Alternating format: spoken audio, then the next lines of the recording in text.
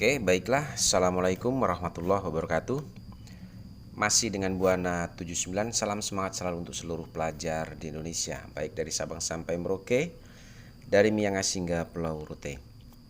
Kita lanjutkan untuk proses pembuatan laporan keuangan dari CV Roti Jaya. Di sini untuk pertemuan kali ini saya akan bahas mengenai neraca lajur. Dimana untuk neraca lajur sendiri ini dibuat tujuannya yang pertama ini untuk menggolongkan informasi dari neraca saldo dan data penyesuaian sehingga merupakan persiapan sebelum disusun laporan keuangan yang formal.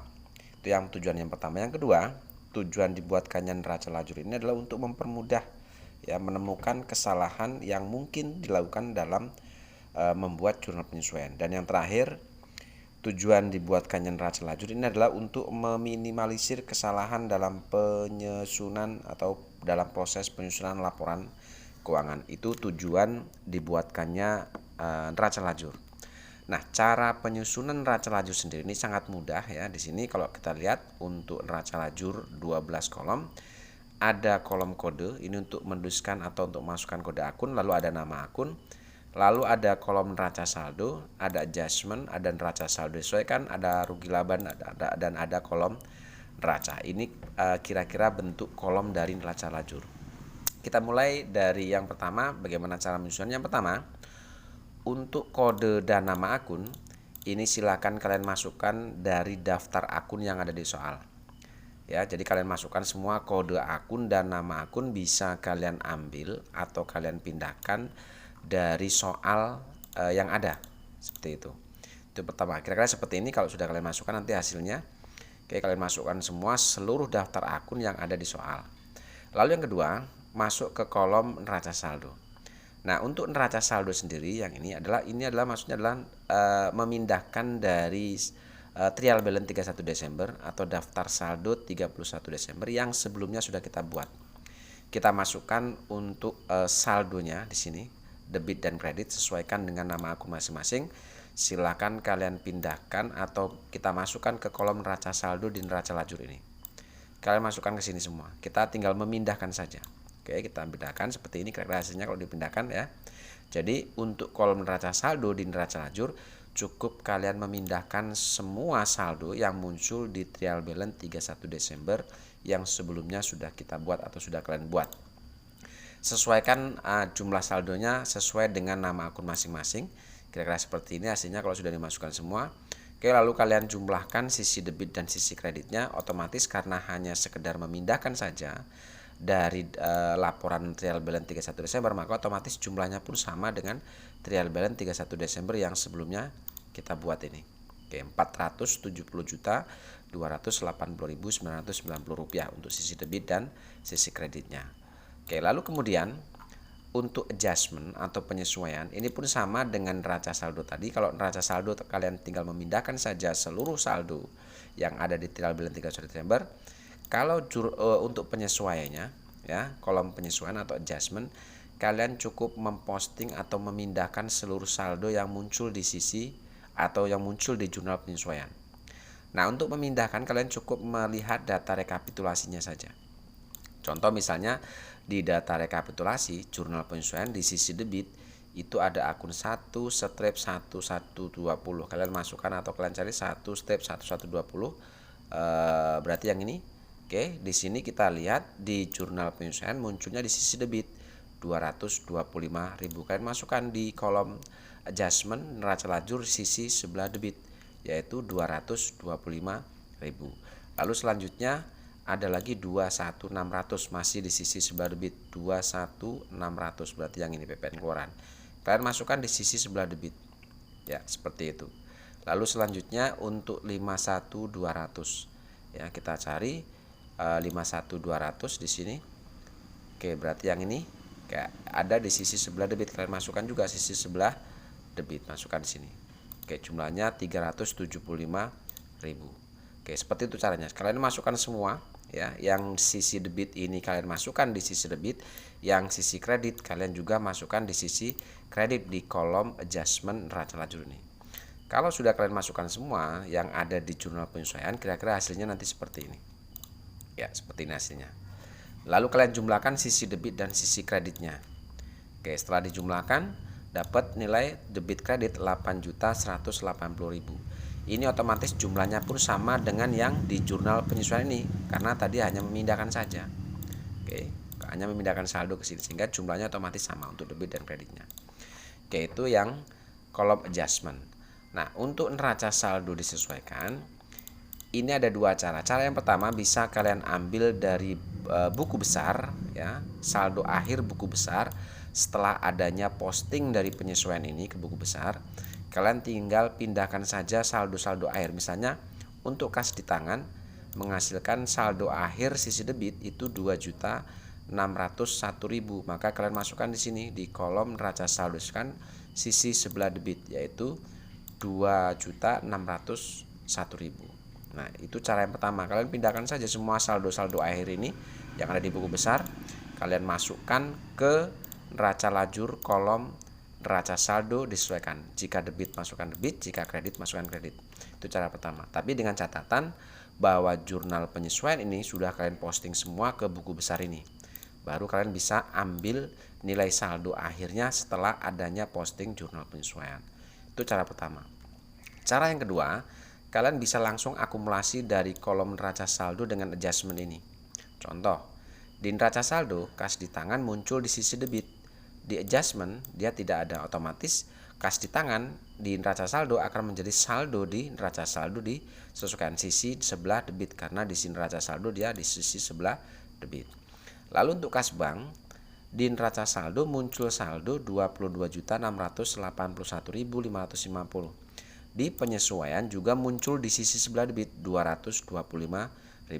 Karena debit ketemu debit, kalian jumlahkan saldonya kita letakkan di sisi sebelah debit. Hasilnya 22.906.550. Lalu untuk piutang usaha di neraca saldo muncul saldo debit 6.467.000. Di kolom adjustment dia tidak ada. Otomatis nilai saldo di neraca saldo ini akan menjadi saldo di neraca saldo disesuaikan di sisi sebelah debit. Tinggal memindahkan saja. Oke, sama dengan persediaan bahan baku dan penolong. Di sini ada muncul di kolom neraca saldo yaitu 566.340 di sisi debit. Kolom penyesuaian ini tidak ada. Otomatis ini akan menjadi saldo di kolom neraca saldo disesuaikan di sisi sebelah debit karena di sini munculnya di sisi sebelah debit. Seperti ini. Lalu untuk persediaan barang dalam proses, di neraca saldo muncul saldo kredit 7.740.590. Di penyesuaian tidak muncul. Sehingga otomatis saldo di neraca saldo sisi kredit ini akan menjadi saldo di neraca saldo disesuaikan di sisi sebelah kredit. Seperti itu. Oke, yang ini tinggal pindahkan saja di debit. Oke, lalu yang ini untuk perlengkapan pabrik, perhatikan. Untuk perlengkapan pabrik di neraca saldo muncul saldo debit 10.350. Di adjustment atau penyesuaian muncul saldo kredit 2.850. Di sini debit ketemu kredit. Karena nilainya lebih besar saldo debit di neraca saldo, maka otomatis yang saldo debit ini kita kurangkan dengan saldo yang muncul di sisi kredit kolom adjustment ini. 10.350 dikurangi dengan 2.850 sehingga selisihnya kita letakkan di sisi sebelah debit karena nilai saldo debit di neraca saldo lebih besar ketimbang saldo kredit di adjustment, maka selisihnya kita letakkan di sisi sebelah debit.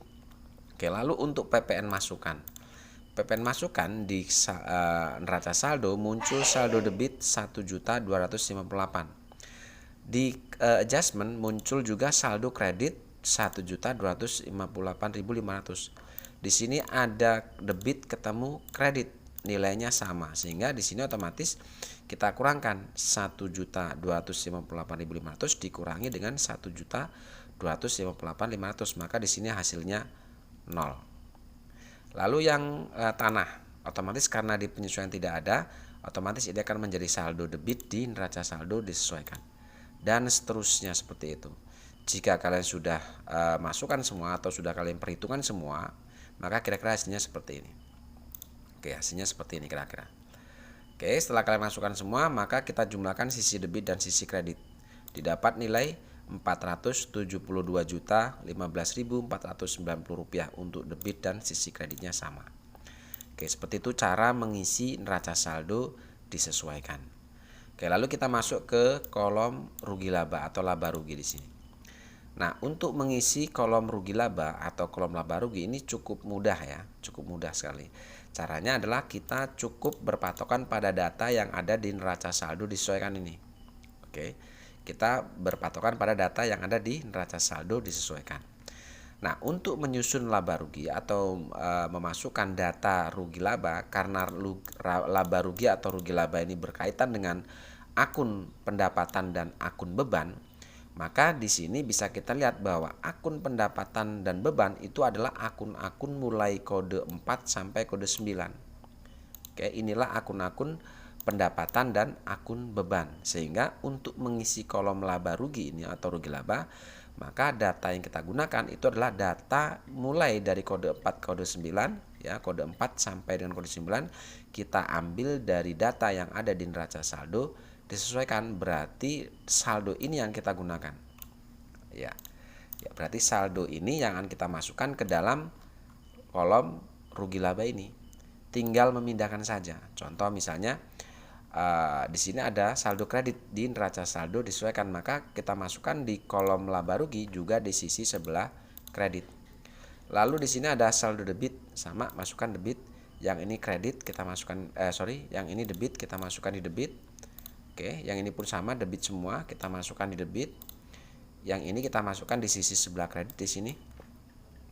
Dan terakhir di sini ada saldo debit kita masukkan di sisi sebelah debit. Oke, cukup seperti itu ya. Jadi intinya untuk mengisi kolom rugi laba cukup kalian memindahkan saldo yang ada di neraca saldo disesuaikan mulai dari kode 4 sampai dengan kode 9. Kita pindahkan ke kolom laba rugi di sini. Kita tinggal pindahkan. Oke, setelah dipindahkan kalian jumlahkan di sini. Jumlahkan sisi kredit didapat nilai sebesar 59.690.000, sedangkan di sisi debit didapat nilai 54.857.610 rupiah. Jika kita perhatikan di sini bahwa saldo yang ada di sisi sebelah kredit ini menunjukkan nilai saldo pendapatan. Oke, saldo pendapatan jika kita lihat di sini ada 3 akun ya, ada penjualan, ada pendapatan bunga, ada pendapatan lain-lain. Oke, itu sebelah kanan atau sebelah kredit menunjukkan nilai saldo pendapatan. Sedangkan yang ada di sisi sebelah debit ini menunjukkan nilai saldo beban. Sehingga jika kita perhatikan di sini jumlah kredit lebih besar dari jumlah debit. Itu artinya nilai pendapatan kita lebih besar dari nilai beban yang ada. Maka kita untuk mengetahui berapa nilai laba kita cukup kurangkan nilai pendapatan ini dikurangi nilai beban. Kita letakkan di sisi sebelah debit selisihnya, yaitu 4.832.390. Inilah yang disebut dengan laba usaha kita. Oke. Lalu selanjutnya kita jumlahkan ke bawah ini. Oke, kita jumlahkan didapat nilai 59.690.000. Yang ini kita turunkan 59.690.000. Oke, itu untuk kolom rugi laba atau laba rugi. Sekarang kita masuk ke kolom neraca di sini. Nah, untuk kolom neraca, karena kita tahu bahwa neraca itu berkaitan dengan data harta, utang plus modal. Sehingga bisa kita simpulkan bahwa data yang berkaitan dengan dengan harta, utang dan modal itu ditunjukkan dengan akun-akun mulai kode 1 sampai dengan kode 3. Ya, inilah akun-akun yang berhubungan dengan harta di sini. Oke. Ya, ini dari kode mulai akun 1 sampai dengan kode 3. Sehingga kita lihat di sini di neraca saldo disesuaikan karena data yang kita gunakan akan untuk mengisi kolom neraca ini adalah data yang ada di neraca saldo disesuaikan, maka kira-kira data ini yang akan kita gunakan untuk membuat atau untuk mengisi kolom neraca ini. Sama halnya dengan rugi laba tadi, cukup kita pindahkan saja nilai-nilai yang ada atau saldo-saldo yang muncul di neraca saldo disesuaikan ini ya ke kolom neraca yang ini. Oke. Untuk yang debit kalian pindahkan saldonya debit di neraca. Ya, seperti ini. Yang debit kita pindahkan di debit. Oke. Seperti ini ya. Jadi saldo debit yang ada di neraca saldo disesuaikan, yang ada di sisi debit kalian pindahkan di sisi debit di kolom neraca. Untuk saldo kredit, kalian pindahkan di sisi sebelah kredit seperti ini ya. Cukup mudah, sama seperti pada saat kalian membuat laporan laba rugi tadi. Kalian pindahkan semua ini ya, kalian pindahkan, lalu kalian masukkan ke sini, sesuaikan, yang debit kalian masukkan debit, yang kredit masukkan kredit. Kira-kira hasilnya nanti seperti ini. Oke, perhatikan kalau sudah kalian masukkan semua sesuai dengan nama akun masing-masing, kalian jumlahkan sini. Untuk yang kredit dan debit kalian jumlahkan, maka untuk sisi debit dihasilkan nilai sebesar 417.157.880, sisi kredit sama nilainya.